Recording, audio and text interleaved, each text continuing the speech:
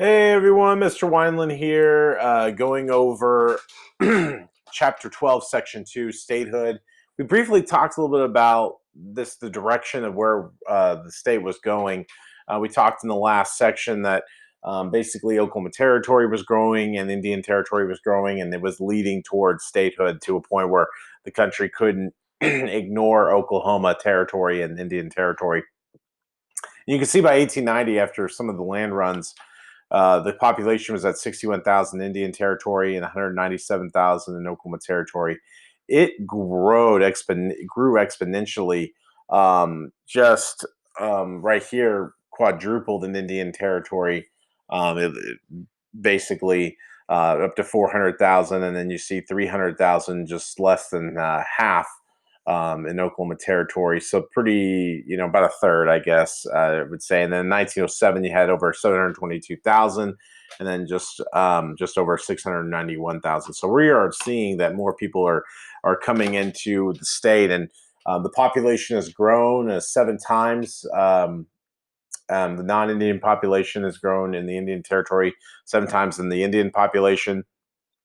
Non-Indians could not own land, though, or use the schools. And so there's a need to bring the two territories together to bring a state. But the leaders of the five tribes did not want to combine Indian Territory and Oklahoma Territory into a single state. We see in 1902, Oklahoma resolution requested statehood, but Indian Territory wanted their own resolution. Your answer to state of Sequoia is right here. In number 15, it is right in the and right what is everything in blue here. So number 15, state Sequoia, is everything in blue here. Number 18 is Muskogee. In 1905, the five tribes actually came together to form their own constitutional convention to create the state of Sequoia in August in Muskogee. The Indian Territory elected 182 delegates to attend, and Creek leader Pleasant Porter presided. William Witt Hastings chaired the committee to draft the Constitution. They had a Constitution that had a Bill of Rights, 3 branches of government, system of checks and balances, very similar to what the United States had with their Constitution.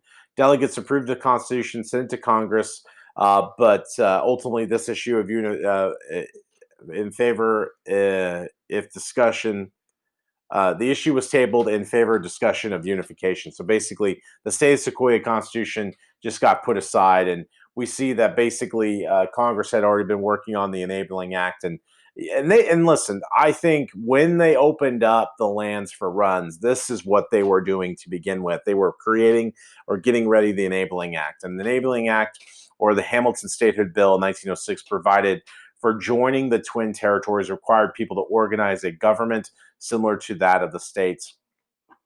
Um, Everything for number 22 is in blue here. The Constitution had to forbid liquor in the Indian Territory and Osage Nation, establish religious freedom, prohibit polygamy, guarantee all races the right to vote, and establish free public schools. Guthrie was going to be named the capital until 1913, and they would reestablish that. The 112 delegates met on November 6 in 1906. No women or African Americans. We see this here, part of your answer number 16 and 17. 75 is your answer number 20. Counties were organized by the committee.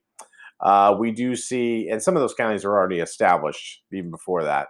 The writing of the Constitution really had a lot of the progressive movement. The movement was popular during that time. Really wanted to break up and regulate corporations and businesses such as railroads, Part 21, and they supported income tax and a greater amount of say in the government for the people. So if you need to pause to write it, go right ahead. Your definition for bicameral is right here in blue. So the new Constitution, each state each territory that's about to become a state has to have a state constitution, and mostly similar to that of the U.S. Constitution. We do see it had checks and balances with its 3 branches. It had officials were elected by the people, including the governor, election of 12 people to fill the positions in the executive branch, 2 house system, the House serving 2 terms, Senate serving 4-year terms.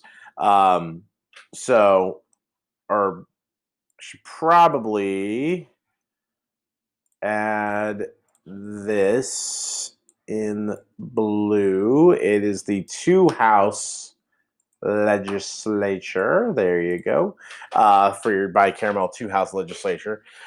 We do see that plan for legislator to have more power than that of the governor, who could serve for only one 4-year term. That would change over time, and I think it got adjusted. I want to say to 6 years, but I'll double check that for class initiative. Citizens could propose a law and constitutional amendment that came up definitely during the progressive movement. We see that happening. Labor and Arbitration Committee was established, wrote laws to shorten the workday to 8 hours in mines and public work projects. Convict labor was prohibited. Children under the age of 15 could not be employed in hazardous work. Boys had to be in school until, boys couldn't work in the mines until they were at the age of 16. Children between 8 to 16 years old were required to attend school. That's so you can blame the new state constitution for why you're in school. Suffrage, your definitions here, the right to vote. We see that statehood discussed. Same time, women's suffrage movement was active. During this time, more and more states are trying to get women the right to vote. Southern Democrats did not want women to have the right to vote because they thought it would provide more black voters. Paupers, felons, women, and mentally incapable were not allowed to vote. Prohibition, it's all in blue here. Alcohol was legal in Oklahoma Territory, not in Indian Territory. Many agreed with laws on both sides. We see the women's Christian temperance movement. WCTM was a powerful force at the time, wanted to outlaw the use of law or alcohol. They actually tried to use nonviolent methods to make that work. We do see, though, Carrie Nation took it a little bit too far, led the Prohibition campaign in Kansas and Oklahoma. Her idea was taking an axe and breaking mirrors, smashing liquor bottles, just destroying property to make a statement. Many immigrants wanted to keep alcohol legal since it was in use, was part of their culture. Also, a lot of the saloons were not just there to serve beer or alcohol. It was actually a place to an immigrant could cash its check, or they could serve meals to their to the people, their community. Constitutional Convention decided to leave the issue up to a vote of the people, and we see that happening.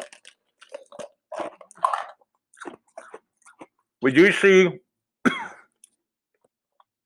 African Americans wanted to escape Jim Crow laws.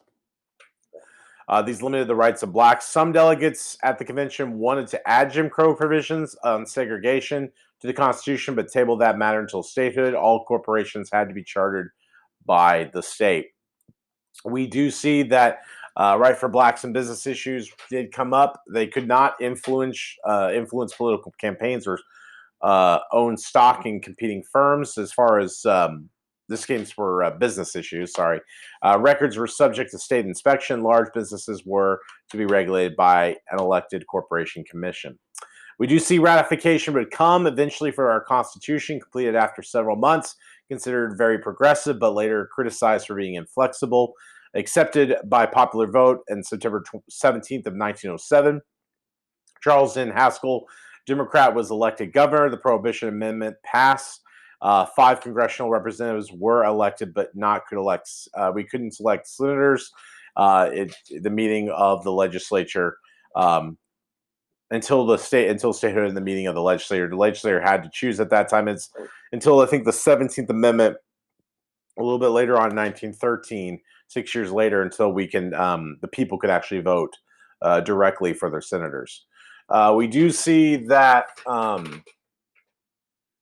that in November 16th of 1907, President Roosevelt signed the Statehood Proclamation. Great celebrations began in Guthrie, and we see that Haskell was sworn in as governor, and the territory to the mission of Indian. We see that there was celebrations in Guthrie, and then we see that there was a symbolic marriage that Mr. Oklahoma Territory, Miss Indian Territory came together. There was 2 actors portraying these roles. But if you look at the new Oklahoma history book, you see the 2 statues. That is Mr. Oklahoma Territory, Miss Oklahoma Territory coming together as Oklahoma. We were the 46th state in 1907, population just under 1.5 million. Many Indians felt betrayed, though, that the fact that the federal government did not give them their own state. But what can you do? Anyway, but that is statehood, and we're going to talk more about the early years of statehood in chapter 13.